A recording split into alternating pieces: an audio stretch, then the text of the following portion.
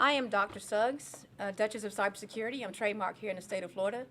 I will be speaking on cybersecurity and hacking paradigm, educational challenges, and prospects for leveraging organizations. I know that was a lengthy title. Dr. Okoro helped me to come up with it. So I will be discussing cybersecurity as well as the elements of cybersecurity, what is a hacker, the elements of a hacker, as well as theoretical versus the practical knowledge and cybersecurity programs.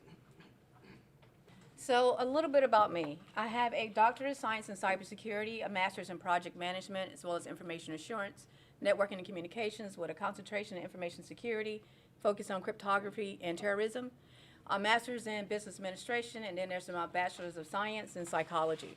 As you can see, I love school, so I continuously go. I'm currently working on my PhD right now in psychology. Good girl. Thank you. Go girl. Focusing on hacker mentality. No, I'm 44. I'll be 44 in a week. I am, as you can see, I have lots of certifications. So I actually obtained these certifications while I was finishing my last 3 masters with my doctorate degree. As you all know, when you're going through the doctoral program, there could be a lot of stress. I'm also a mom with 2 kids. Both of them are grown now, but they're still babies. So with the time that I had, I focused on multiple certifications as well as trying to increase my knowledge of the hacker mentality and mindset to gain a better perspective, because it allows me to relate that more to the students that I work with as well. I'm also a cryptography professor as well as a hacking and forensics and cybersecurity professor. I'm on the advisory board for Capital Technology University for cybersecurity, as well as EC Council for computer hacking and forensic investigation. So everything that you see here, since we're talking a little bit about women, I'm actually technically disabled. My right hand, my ex-fiance tried to kill me when I was 22, so my right hand does not function. Yeah, it's all good. So he severed all my medial nerves in my right hand. Before that, before I was 1, I was kidnapped. Before I was 4, I was orally assaulted. By the time I was 10, my mom's boyfriend forced himself on me. And so from 10 to 17, I was molested. So my mom was very abusive. Used to send me to school with black eyes and busted nose and stuff like that of that nature. And after that, and then having to get over the second attack by my mom's boyfriend when I was 22, when I had to cast on my arm for 6 months because I had to learn to write, bathe, feed myself, and everything that we take for granted these days all over again that we learn as a child. So in doing that and then having my daughter, I decided that I would go to college and earn all these degrees and certifications. I went to college to show my daughter that I have a son and a daughter, but don't get me wrong, I know the cybersecurity field when it comes to men is not as difficult for men as it is for women. Women, we have to go through a lot in order to get these jobs that we try to obtain.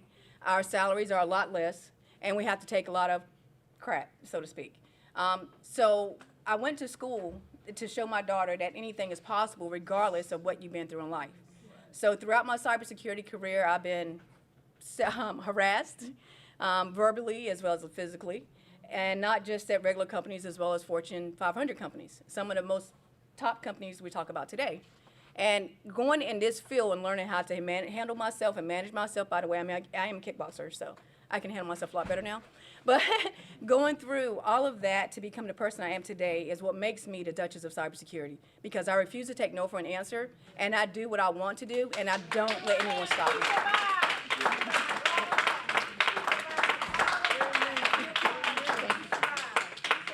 Thank you. You go, girl. So some of the things we're going to talk about, as I've already went through this slide, so I'm going to skip it. So what is cybersecurity? Cybersecurity refers to the body of technology, processes, practices designed to protect networks as well as those devices, the programs, and data from attack, damage, or unauthorized access. This is not the typical dictionary term, I keep my words out. This is not a typical dictionary term that was used for cybersecurity. I mapped it to what I feel that it really is, because people don't consider how easy it is to hack these systems. So that's the reason why I put in there not just protecting the technologies, but it's also those processes. Because someone like me will sit back and look at the processes that someone is saying that they go through for a different task that they have to do. I can sit here and listen to what you say you're going to do, and then turn around and map it in my head about what I'm going to do to attack you. So it's more than just thinking about the technologies. It's more than just thinking about the practices. You've got to look at other avenues that could possibly attack your systems. So when it comes to the elements of cybersecurity, we have network security, application, data, as well as cloud and your endpoint security, mobile, identity management, and end-user education. So I listed all of these because people don't understand that cybersecurity is not just one component. It encompasses all of this. Because when you're sitting here and you're trying to protect your organization, you got to think of every little piece that is listed in each one of those. I'm not saying that you have to be a subject matter expert in it, but you do have to understand it, at least a little bit, because if you don't understand those little pieces, those are the little cookies that a person like me will sit here and use in order to attack your systems. So a hacker is a person that uses a computer, hardware, software, and or technologies in order to gain unauthorized access to systems or networks. So when you look at the elements of a hacker, you look at MOM. That's the motive. So we look at the motive. You're looking at the internal, the external, the money, the excitement, the challenge, and the adrenaline rush. For me, it's more of a rush. I like to see what I can gain access to because it's a lot of fun for me. The opportunity is going to be those vulnerabilities and those weaknesses that you find within systems. Like there's a company right now, I cannot say their name, that is in Las Vegas, that has been hacked. And they're waiting for their CISO to get back to me to decide what they want to do. They was hacked 2 weeks ago. So with all the access that is going, all the access that the actual hacker has to their systems, they're getting more and more information. This company is making, they came out, I think they got IPO like last year. And it's like every month they've been gradually increasing by $1 million. So they're losing money without actually thinking about it. What just happened? The top where it says resume slide. You see that? Where is it? Right I see there. it. Why did it do that? Okay. So when it comes to the means, this is going to be the ability to carry out an attack. Some people use scripts. I don't just use scripts. I like to do it manually. Because if I do it manually, it gives me an idea more of what you actually have in your systems, because I'm going to take the time to basically go through and do my recon, which I'll be talking about later, figure out where I really had those access points, and I don't have to just use the script in order to attack you, because I've already did my due diligence to find out how I can actually access your systems. So when it comes to the hacker methodology, we have the reconnaissance. This is where you're gathering information. It can be the public records, which is going to be your passive, or active, which is calling the help desk. And we have seen in the news that a lot of hackers have gained access just by calling the help desk. Scanning and enumeration, this is where you're going to be looking for the host, networking parts, your fingerprinting for the software, because once you find that, you can go back and look on the CVEs, which is listed on MITRE, and determine what you can actually use in order to access those systems. When you're looking at the final results, you have the list of machines, the operating systems in those devices that is connected. You have the system administrator information, policy management, and administration of those systems. And it only takes literally a few minutes, especially for those that are not doing the processes like they should be. I'm working with a government agency now where they haven't really updated their network gear in over 15 years. So trying to get it to the speeds that it's supposed to go to now, they literally have to snatch everything out and put in new equipment. And the CISO thought it was funny. But see, he didn't know who I was when he was standing there talking like that. I was just gaining information. I was on site, so I'm not going to say which agency that was. Gaining access. So you're going to look for, you're going to look at network attacks. You're going to do sniffing, spoofing, session hijacking. You can do DDoS or man-in-the-middle attack. Your host attacks, you can do a buffer overflow, malware, or SQL injection. You can also do mobile attacks. You're going to use malware as well. You can also do buffer overload or synchronization as well. So once you gain the access, the next thing you want to do is escalate your privileges. You're going to dump the SAN file once you find it. You're going to retrieve passwords. You can use Kali, which is what I used here in the screenshot, in order to gain access to administration rights to those systems. And you can utilize DLL preloading as well. So that was an actual system I hacked because I was working on a certification for fun. So when it comes to maintaining access, you want to create backdoors. You can use spyware. You can hide files within rootkits or stenography. You can execute applications using spyware as well as Trojans. And once you've gotten to the system, the next thing you want to do is make sure that you hide all evidence. You want to delete logs, disable auditing, and manipulate the logs as much as possible. Because the last thing you want is that system administrator to go back and actually look to see what you did, because you don't want it to look as if you were never there. So there are a lot of default passwords out there that's provided on hundreds of websites. A lot of companies don't go in and change these passwords. So a lot of hackers will go in and try to go to these websites, get those admin passwords, and go in and log into those systems in order to attack companies. A lot of companies don't change their default passwords. Hackers often use them in order to conduct password attacks. So here's a little demo that I created. This is more towards social engineering, but it's important that people realize how quickly someone actually can gain access to your systems or an application.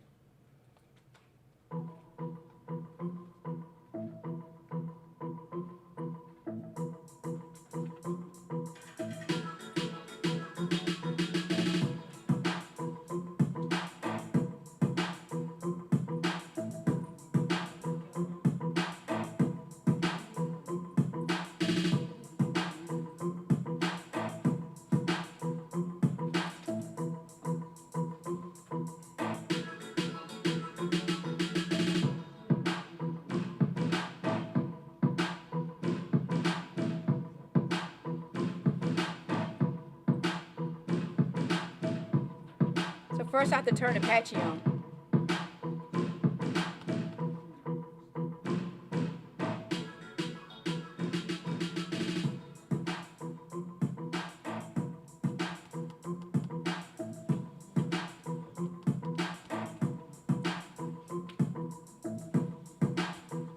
So set tools is a tool set everything Kali that is often used by hackers.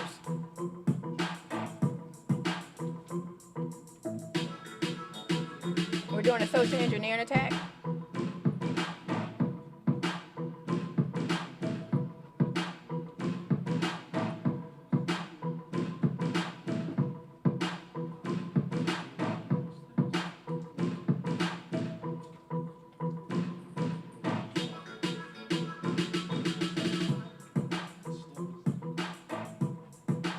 So the reason why I'm doing a site clone is to make it look like they're actually logging into Twitter when they're not.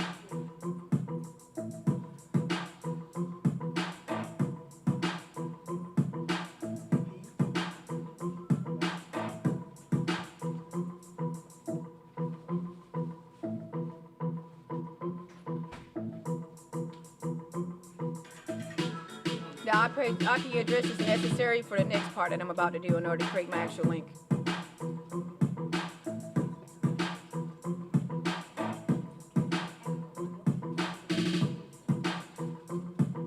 This is a site that you can use to make any type of link you would like to send to someone in order to grab their credentials.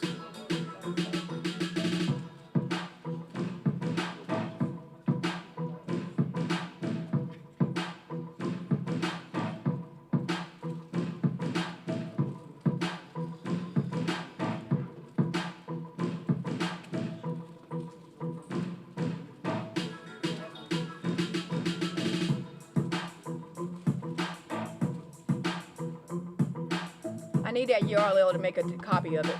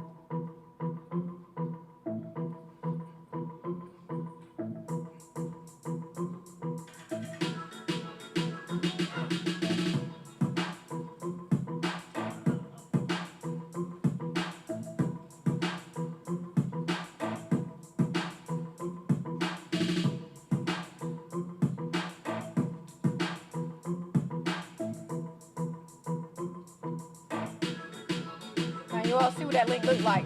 That's the exact same way the links look on Twitter.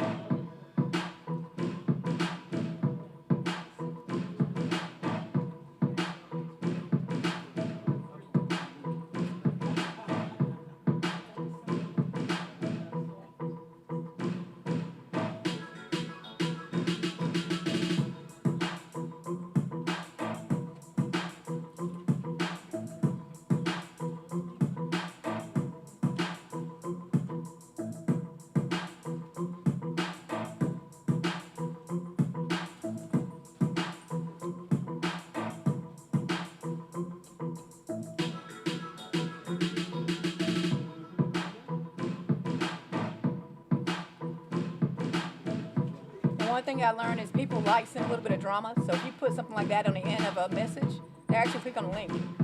Yeah, because they think it's. Apple that look really strange, but then I see the English using this, so I'm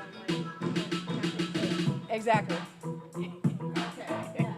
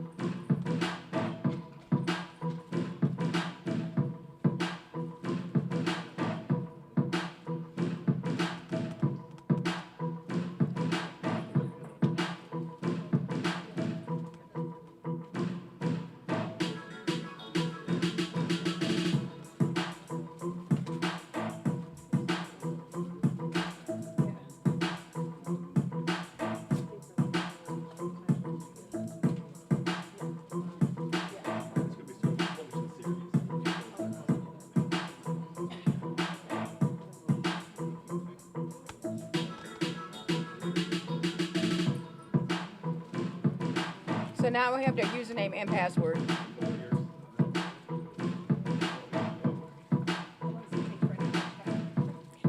Yeah, exactly.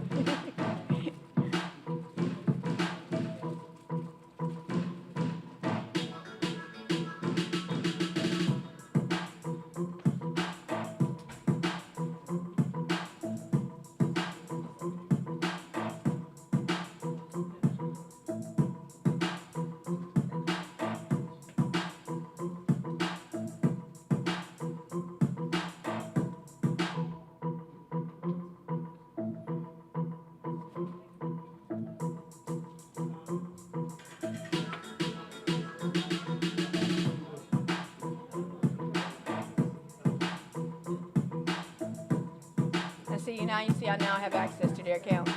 Right.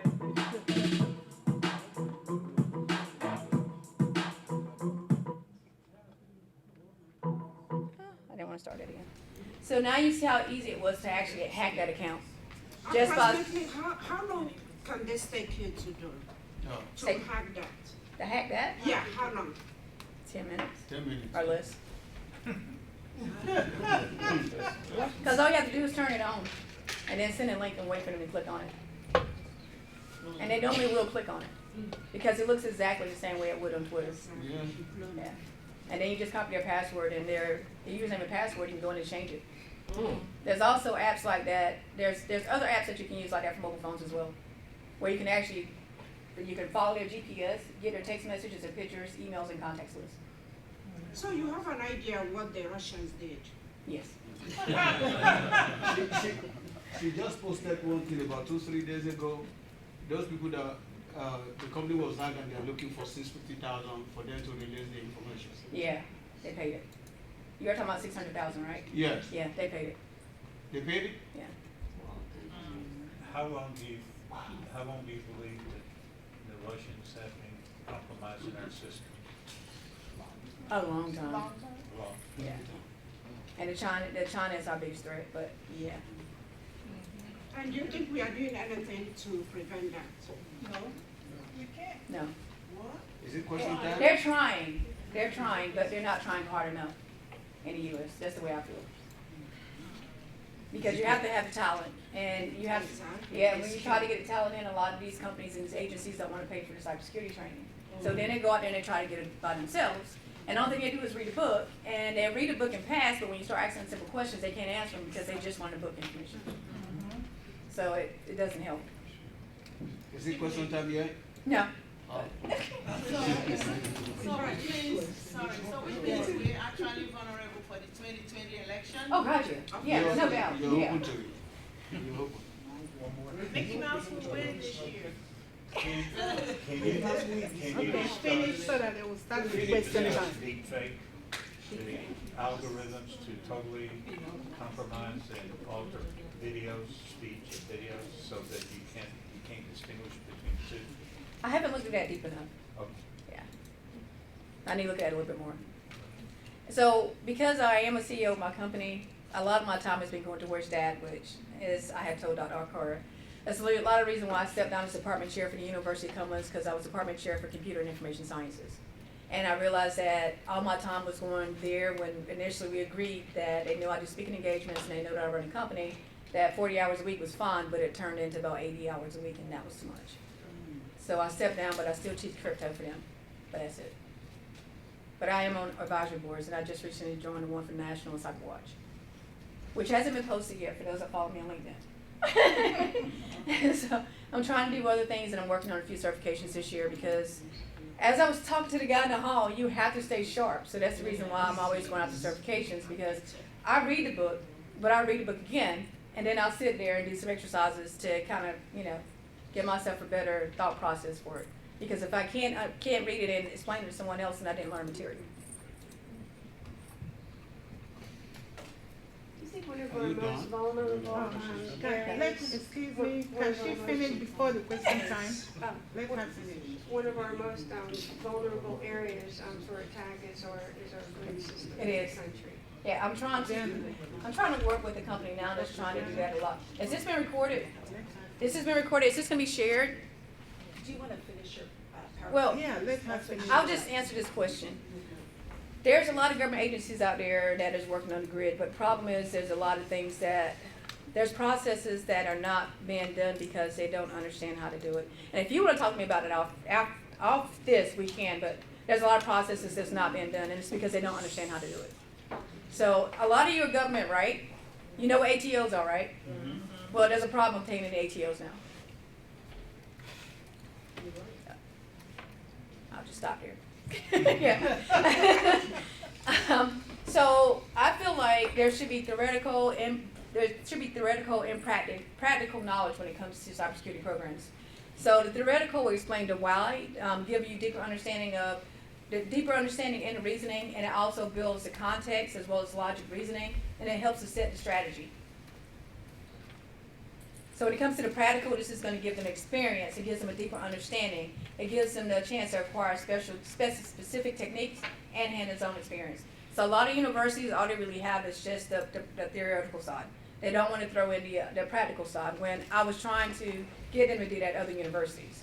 But the thing is, they don't want to put the money in that would be required, which is the reason why the U.S. is so far behind. So this is just showing you an overview of cybersecurity versus the hacker elements. So this is where I was discussing that cybersecurity was encompassed in it versus the hacker elements, which is your mom.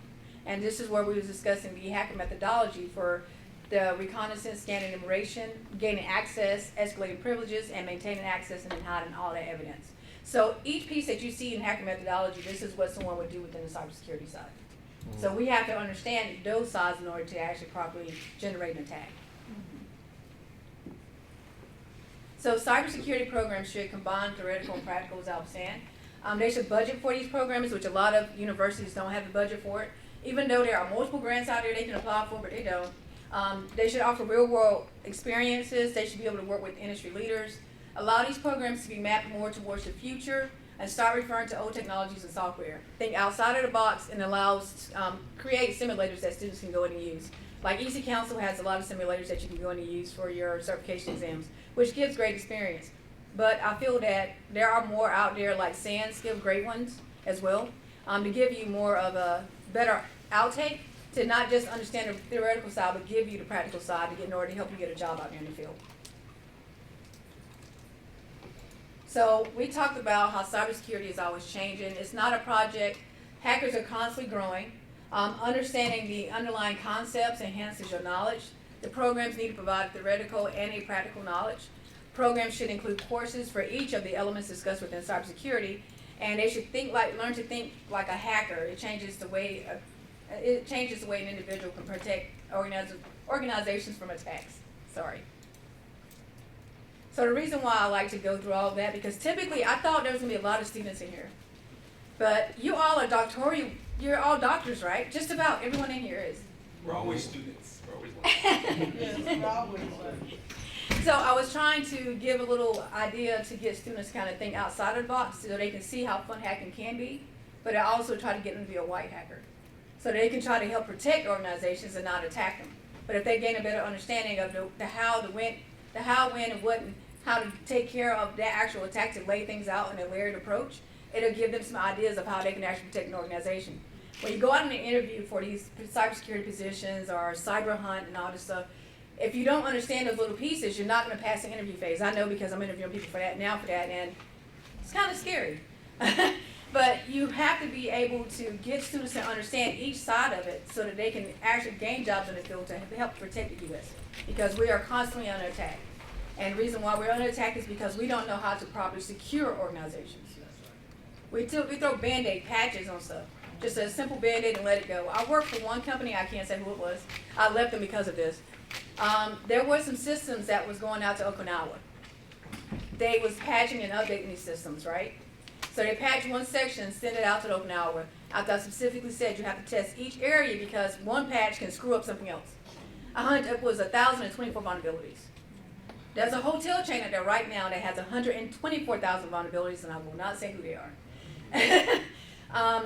I was working with a company to try to take care of this, but they was taking money from the hotel chain and pretending they was fixing the issue. And the company got hacked a year ago. But there are so many companies that say they do cyber, but they just say that so they can get in the door. They can say that so they can get in the door, take money, and not do their due diligence and not do their job because they just said to get paid. And if you don't understand what cybersecurity is, then you would think they're doing their job when actually they are not. So, yes. Excuse me. Yes, yeah. Can you quickly go back to the second to the last slide? Yeah, no, come back. Thinking like a hacker increases the chances of protecting organizations from attacks. Yeah. Now, my student days in cybersecurity class taught me two different things about a black hat hacker and a white hat hacker.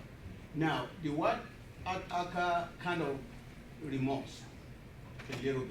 Yeah. Now, my problem is why the government and the organizations that are dealing with cybersecurity functions, why are they not using the functions of the white hat hacker against the black hat hackers? Because they haven't thought of it.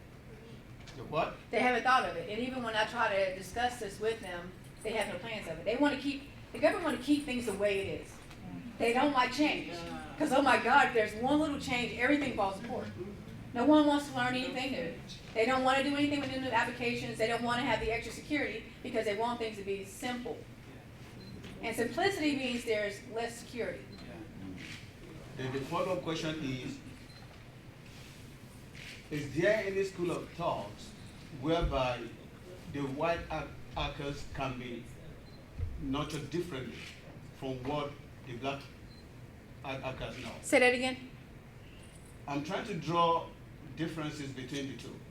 So now, is there any situation whereby you can give somebody or an organization an assurance that a white hat hacker is stronger in functions than a black hat hacker?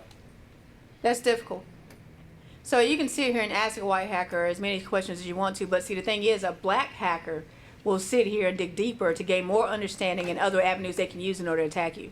That's the reason why it's better to be, this is going to sound kind of bad, but it's kind of good to be in the middle, be gray, because that way you understand both sides. Now, I know what gray means. It means that, basically you can go either way, but I don't go either way. I go one way, which is being ethical, but I like to understand how someone can actually attack a system. Yes. Now, can you turn a black hat hacker? Huh? Can you hire a black hat hacker and turn him inside the industry or inside an organization to work for you and turn into a white hat hacker? Can you turn them? Everybody loves money. So if it's a black hacker and they can make $350,000 a year easy, literally easy, in less than a month, are they really going to want to turn and be a white hacker? So that's the thing you think about. It's always about the money. That's what I'm talking about, because I have seen a situation whereby a black hat hacker was caught and there was an agreement. Yeah. They put him in the industry. Yeah. Man, this guy came back and hit them big. Even the company, because after 6 months he resigned and he left. Before they knew it, of course, for those 6 months he knew everything about the system. Oh, yes. Then he went away with those informations and just turned back around and just hit it there. Exactly. Okay. Yeah. I mean, they sit here and they sign these agreements whenever someone goes out there and hacks systems, but at the end of the day, you don't really know what they're doing on the side. I have a few people in mind when I'm saying that. You just have an idea that you just think that they're doing what they're supposed to be doing, but it's kind of hard to turn a black hacker. Yeah. Dr. Suggs, thank you so much for your presentation. I thank God for your life, but at the same time, after your presentation, I seem to dread them all as far as internet issues are concerned. So I want to ask you, so where did you gain all these knowledge from? I'm coming. I want to finish. So if you had all these different or shades of knowledge from this country, and you could see when you sit down and you look from afar and you see what other nations are doing to the United States, the kinds of you in the system, how can't you come together at least to help the government fight? Working on that. Sure. You are doing that? I'm working on that personally. Perfect. Yeah. Because it's serious. It is. It's serious. And I think all of us, we don't have secrets anymore. Yeah. There is no secrets. If you're on the internet, no. Look at that. Yeah. And one more thing, Dr. Carr, you don't like this. I'm working on doing an ATC in Africa for EC Council. Good. I'm working on it. Good. Yeah. See if we can get some people over there to understand how to hack and be forensic investigators. So I wanted to say our company does just as, our country does just as much hacking as other countries do to us. Yes. We always have to stay a step ahead, and it's kind of like a step thing. They create this, they create that, we're constantly. But in terms of what you were saying about, money runs the whole thing. A major cloud company, which I won't mention, but you probably know about it, was just recently hacked, and they were up for sale.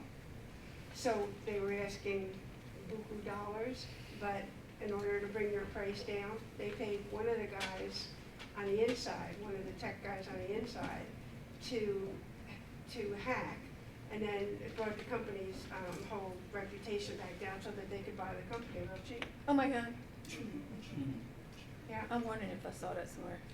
You probably think know I have. about the cloud company. Yeah. Another one just went out of business. They got hacked and had to use the cybersecurity insurance. Starts with a C.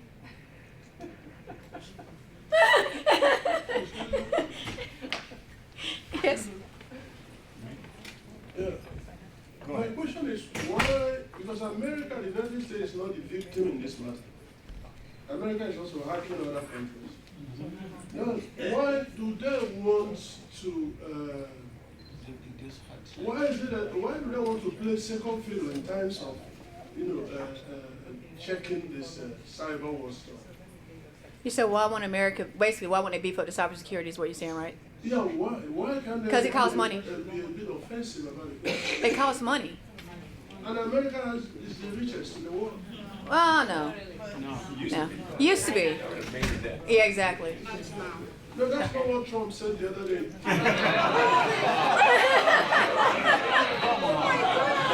No comment.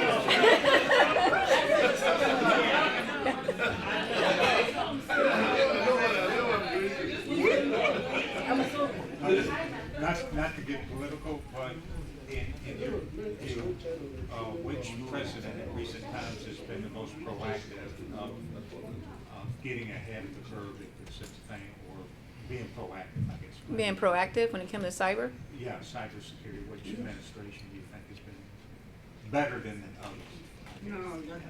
I'm not sure. Yeah. I don't like politics. Yeah. Yeah, I don't like politics because they never get anything done.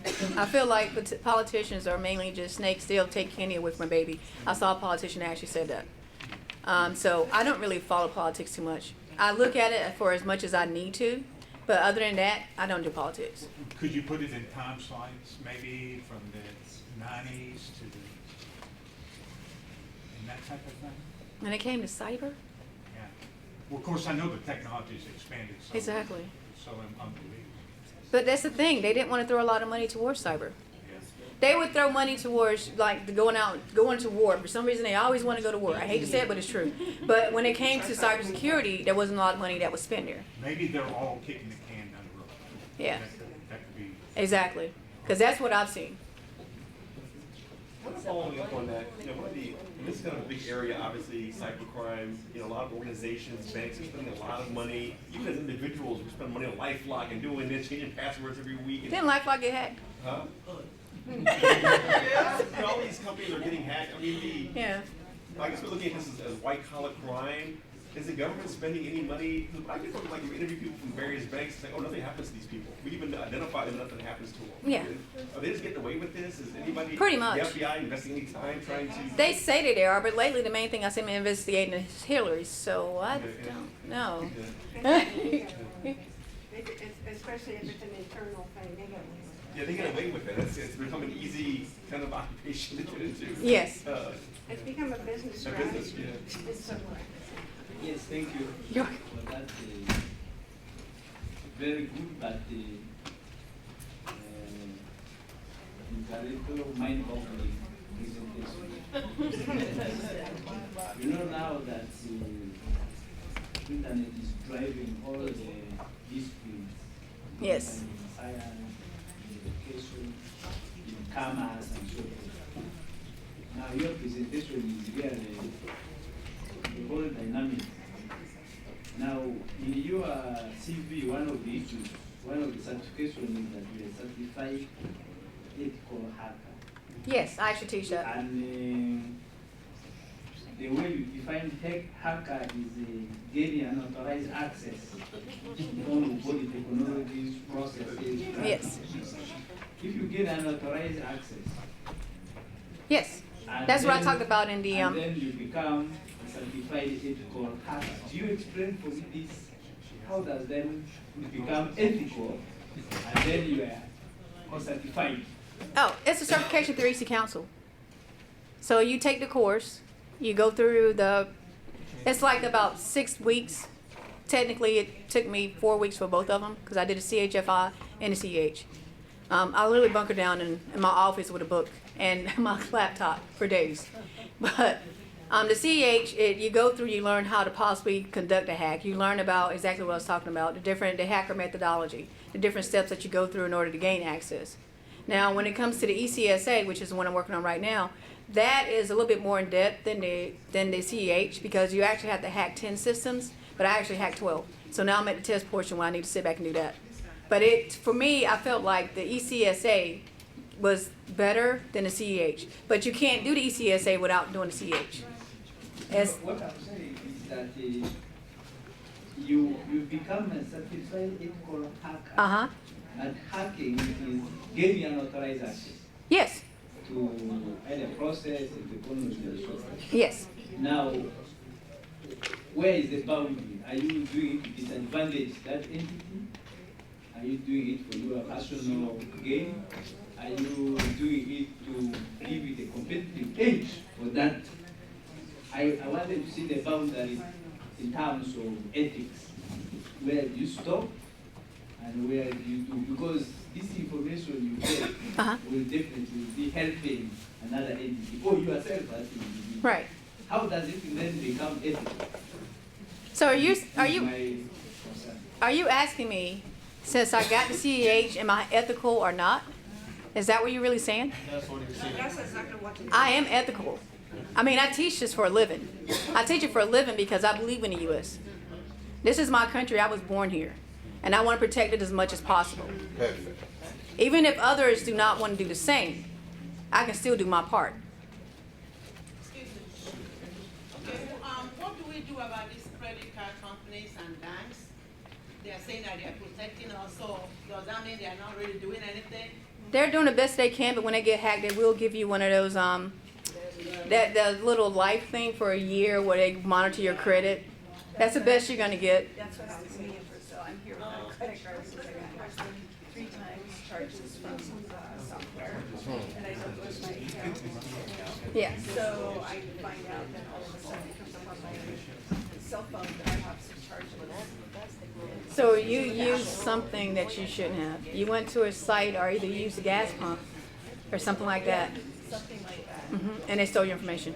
Yeah, and it's coming up, and 3 times they've, sent me a card for sales, my bank here, and they were sent over, and so I should I change these, Yeah. I would if I could. Yeah. It'd be for the best, but you need to figure out where you're using this card. Yeah. I mean, you're using. Well, think back to where you used it before all this started happening. Yeah. Okay, I first want to I want to thank you for this class. My husband's in IT, and he just finished. I had to ask him after I was listening to you. He works with Information System Security Manager with aircraft, with secured aircraft. So, so with that, are they liable to also be hacked as well when you work within security? Aircrafts? They have been. It's been in the news. Okay, yeah, so he's working with that now, so they require more people in the center of the school to get that certification that you were talking about. They have to have a certification. Now this is, okay, that's one. The next question I want to ask you is, they sent out federal government link. I guess we were doing an upgrade or something, but half of the people that had encryption, we can't encrypt anymore. And some can and some can't. I can't encrypt. I can't encrypt anymore. So what do you think happened with that? Was that a bad patch or? It sounded like it was a bad patch. I Yeah. appreciate your work and thank you. You're welcome. Thank you. all that you did. Very interesting.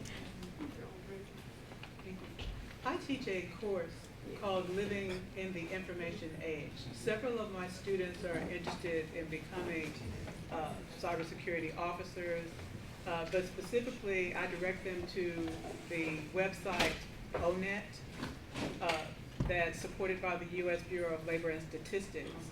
And the current job title is Information Security Analyst. Okay. And it says it has a bright outlook through the year 2026.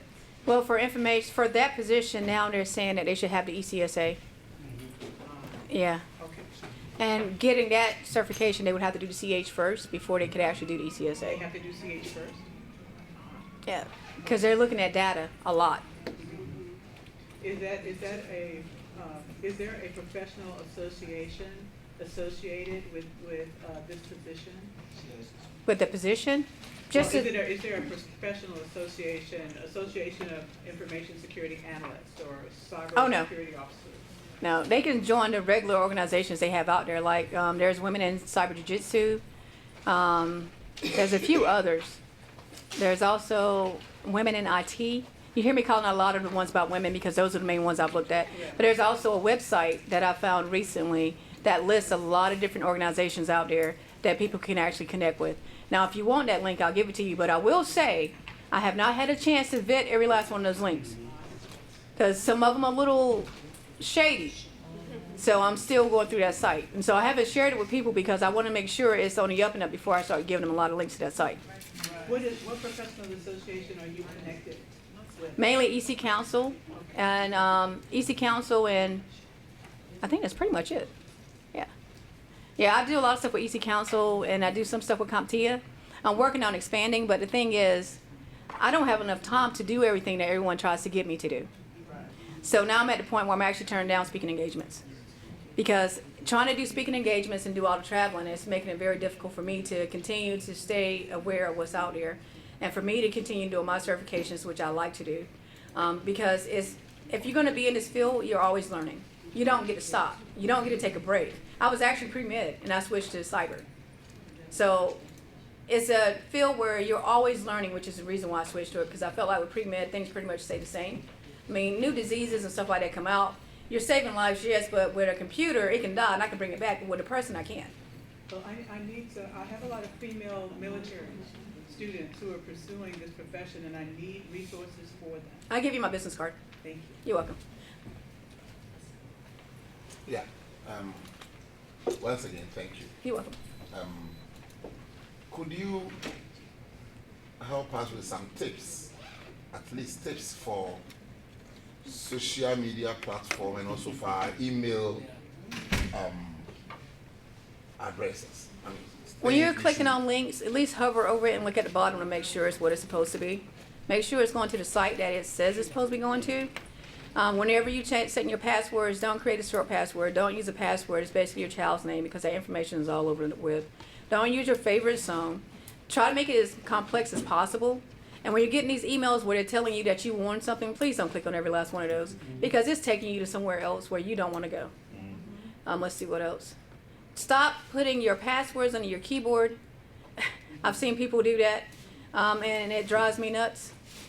Don't leave, like when you're working in companies, don't leave your laptop open and just walk away. I was at an Osaka conference recently. Also, I do a lot of stuff with Osaka. I was at an Osaka conference recently, and a lady did that, and all I could do was just shake my head because it was government information, and she just left it open. You don't do that.